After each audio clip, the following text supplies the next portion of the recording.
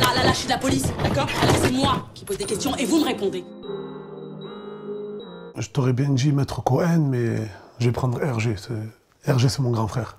Et il parle tellement bien qu'il arrive à se sortir de toute situation. Dernier jugement, il y a 3 semaines, pas besoin d'avocat, il a parlé tout seul.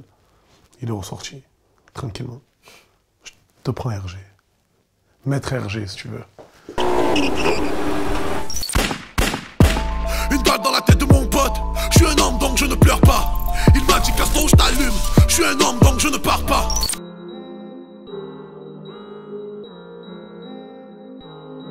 Ouais.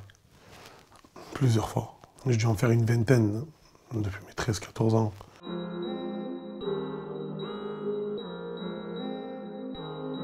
Je me suis fait traîner par terre par les Schmitt. Ça a été la pire. Tu sais, c'est les premières gardes à vue. Je vais faire ma tête dure. Après, tu grandis, tu comprends. Tu te dis, bon, je crois que je vais être cool avec eux. Parce que tu sais comment c'est, frérot. Ils te mettent dans une garde à vue qui pue la pisse. Quand tu fais le malin avec eux, ils te mettent dans une garde à vue qui pue la pisse. Donc, du coup, au moment où tu te dis, bon, tu sais quoi, je vais faire le gentil avec eux. Quand je dis gentil, c'est pas balancer, bien sûr. Je balance pas, mais voilà, tu évites le fils de pute, tu vois ce que je te dis? Et ils te mettent dans une geôle un peu plus tranquille, tu vois.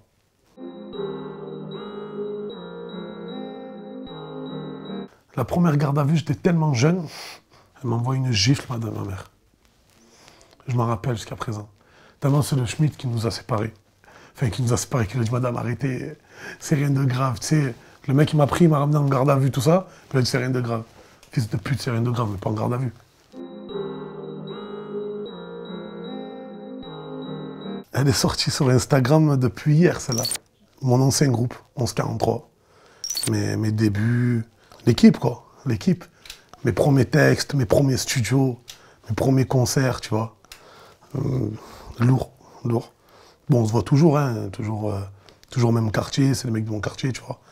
Elle est sortie là, il n'y a même pas 3 jours, cette photo d'elle sur Instagram. Je te vois, ils sont partis fouiller loin, bordel. Non, ça, elle fait plaisir, cette photo. Par Dieu, je vais la garder.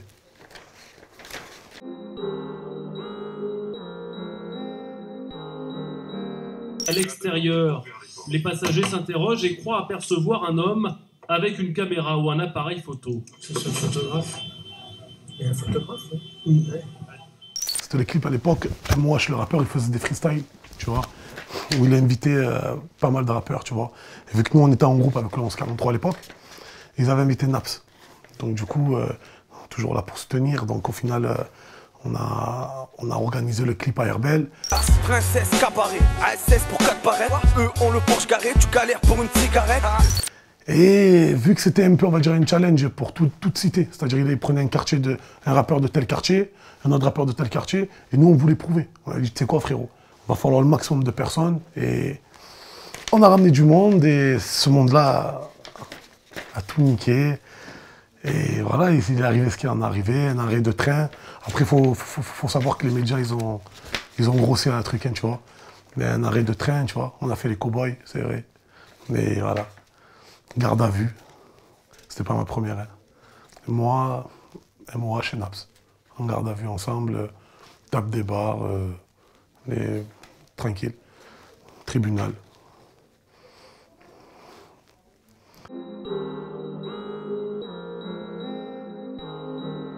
À Marseille, en fait, au début, c'était ce qui a marché avec la FF de rue, etc. Le thème, c'est art de rue. Dédié à ce qui pratique et ce qui aime, ce putain d'art de rue. C'était le centre-ville qui régnait dans la musique.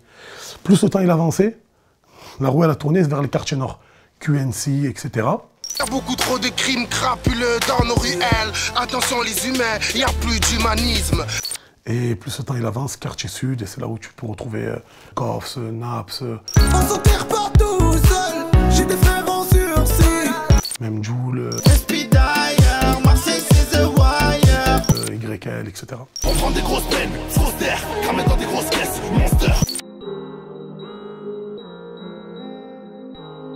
On est des mecs, on a grandi dans la même cité, on se croise, l'autre connaît ma mère, moi je connais sa mère. On se connaît très bien, tu vois. Après voilà, après nous, une chose sûre, c'est qu'on n'a pas pris la musique, on n'a pas laissé la musique prendre le dessus. Ça veut dire que la musique c'est la musique, la vie c'est la vie. Demain on se croise dans la vie, il y a le respect, il y a tout, tu vois ce que je veux dire. La musique c'est autrement.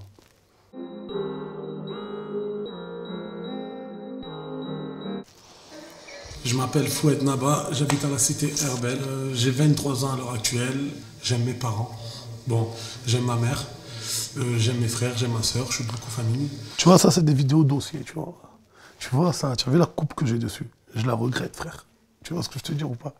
Mais Alish, tiens, frérot. C'était le jour où ils m'ont pris en casting Karim Bridji.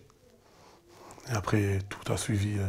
Premier casting, premier festival, la sortie du film, qui a pas mal marché, tu vois. Après l'appréhension à la sortie du film, toujours un peu. Parce que tu te dis, bon, qu'est-ce qu'ils vont penser maintenant les gens, tu vois. Même si on avait fait le festival de Cannes et les gens étaient super contents, on a eu des bons retours, tu vois. Je me suis dit quand même, les mecs vraiment de cité, t'as vu, eux qui sont vraiment concernés, qu'est-ce qu'ils vont penser? Et au final, j'ai eu que des bons retours, tu vois. Tous les mecs de cité, ils étaient contents, fiers, tu vois, qu'on puisse les représenter, qu'on puisse montrer une vérité. Le réalisateur Karim Bridji, il a fait bien les choses, c'est-à-dire qu'il a montré un vrai côté, il a montré le pourquoi du comment, surtout. On devient du réel. Il n'a pas montré que, regardez, c'est le zbeul, c'est le bordel. Non. Il a montré c'est le bordel, mais parce qu'il y a ça. Parce qu'il y a le manque de moyens. Parce qu'il y a l'abandon des cités. Mais regarde-toi, Zo, tu es comme... On dirait ton frère.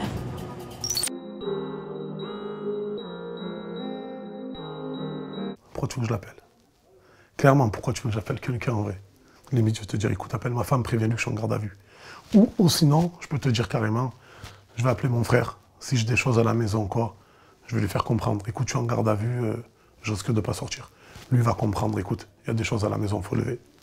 Si on regarde les vidéos, les Schmitt, il y a R, vous pouvez aller.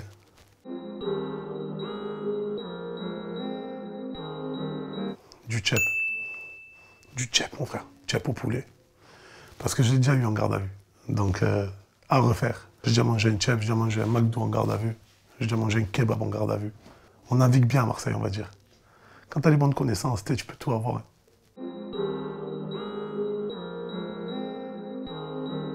Non.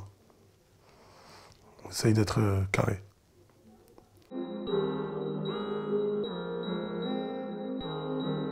Tu sais, je vais pas faire... parce que j'imagine bien que 3/4 du monde vont te dire « Ouais, je pose pas plainte. » Mais je vais me prêter à ton jeu, tu vois. Parce que, Zama, j'ai pas le choix. On est d'accord. Si je dépose une plainte contre quelqu'un qui a de l'argent, frère, qui a énormément d'argent, de fric, et là, t'inquiète pas, je te fais plainte, main courante, je vais voir le psy, t'inquiète, j'ai mal à la tête, tout.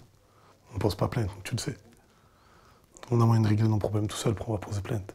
Puis même, ça sert à rien. Aujourd'hui, tu regardes tous les meurtres qu'il y a. Les plaintes, elles servent à rien, mon pote, ils n'ont jamais retrouvé un tueur. Ou très peu. Mais je veux bien comprendre qu'il y a des gens qui peuvent poser des plaintes. Et c'est normal. Je peux comprendre. Mais ça sert à rien, mon pote. Ou ma pote.